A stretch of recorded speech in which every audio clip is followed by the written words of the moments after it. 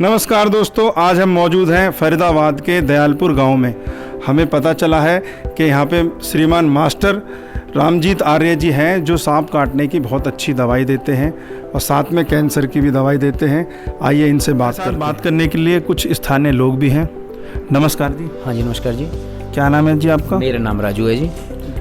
किस लिए आए हैं सर आप यहाँ पे? मैं गुरुजी के पास आया हूँ कि हमारे एक लड़के को एक जहरीले जानवर ने काट लिया है और उसके इलाज के लिए आया है। मैंने बहुत अच्छा नाम सुना है, गुरुजी अच्छी दवाई देते हैं और काफ़ी लोगों का इन्होंने इलाज किया है। तो आपसे कुछ मतलब जो गुरुजी इलाज करते हैं कुछ फीस भी लेते हैं क्या? नहीं, ऐसा कुछ नहीं है, बिल्कुल भी अपनी तरफ से ही जो भी को करते हैं वो अपने आप ही करते हैं, किसी से कुछ नहीं लेते, पूरी सेवा में रहते हैं। धन्यवाद। नमस्कार जी। सबसे पहला प्रश्न गुरुजी हम जानना चाहेंगे कि ये जो कार्य आप कर रहे हैं, सेवा का कार्य, इसको करने की आपको कहाँ से प्रेरणा मिली?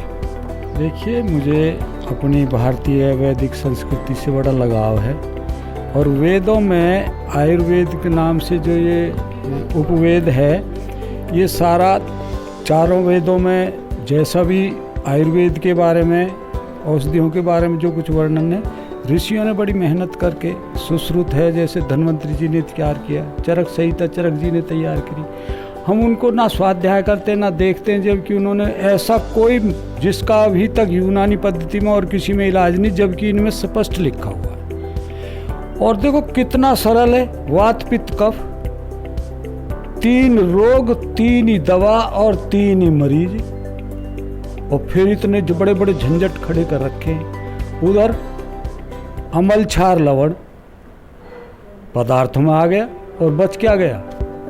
और सांपों के बारे में तो चरक जी ने लिख दिया है कि भाई 2 ही तो होते हैं, एक रात को निकलता है एक दिन को। बताओ इतने बड़े झंझट की क्या रह गई। गुरुजी, आप जो ट्रीटमेंट देते हैं आयुर्वेद से देते हैं या एलोपैथ से देते हैं? आयुर्वेद से। और थोड़ा सा एक्सप्लेन करेंगे कि आप किस तरीके से ट्रीटमेंट करते हैं? आयुर्वेद में भाई वात पित्त कफ आदमी की प्रकृति है, उधर लवण क्षार अमल ये द्रवों की प्रकृति है। अब बस यही 3 है। जो विष है वो लवणीय है या क्षारीय है या अम्लीय है। अम्लीय है इस तरह से उसका टेस्ट है, अम्लीय है तो उस टेस्ट से जजमेंट हो जाता है। गुरुजी, हमें ये भी पता चला है कि आप जो सांप काटने की दवा तो देते हैं, साथ में कैंसर की भी देते हैं। क्या कैंसर की दवाई के लिए भी सेम आप आयुर्वेद का ही यूज़ करते हैं? आयुर्वेद का ही। देखिए, सांप का जहर ब्लड में पुर गया, उसको प्यूरिफाई करेगा ब्लड को।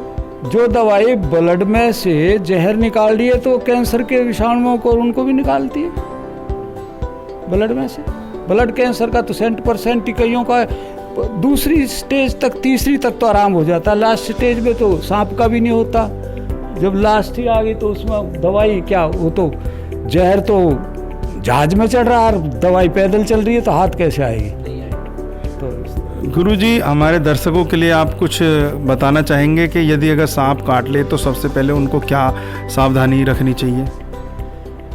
देखिए, ये दक्ष आदमी कर पाता है। ये दर्शकों में बताने के लिए ये क्यों रखा गया है उनसे अलग। एक तो वो डरे हुए होते हैं, और डरे हुए को तो यहाँ तक सिद्ध हो गया कि भाई सुई चबो दी और सांप दिखा दिया तो उसको, उसके ब्लड में से सांप का पॉइजन मिला है। अब क्या तो इसके बारे में बताया जाए। अब डर का किसी का कोई वेट ना औकात, कोई आदमी कितना डर रहा है। अब उसी हिसाब से उसके रसायन बनते हैं, फिर उसी नेचर के हिसाब से उसको दवाई दी जाती है। थोड़ा समझकर संतोष का वो है ये मसला। यानी कि यदि किसी को सांप काट जाए तो एकदम घबराना नहीं चाहिए। यदि वो घबराता नहीं है तो वो हमारी प्रकृति भी ऐसी है कि वो अपने आप भी जहर खत्म हो जाएगा। संकल्प तो इतनी बड़ी चीज़ है, आयुर्वेद इस बात को मानता है। बहुत बहुत धन्यवाद जी हमसे बात करने के लिए। धन्यवाद।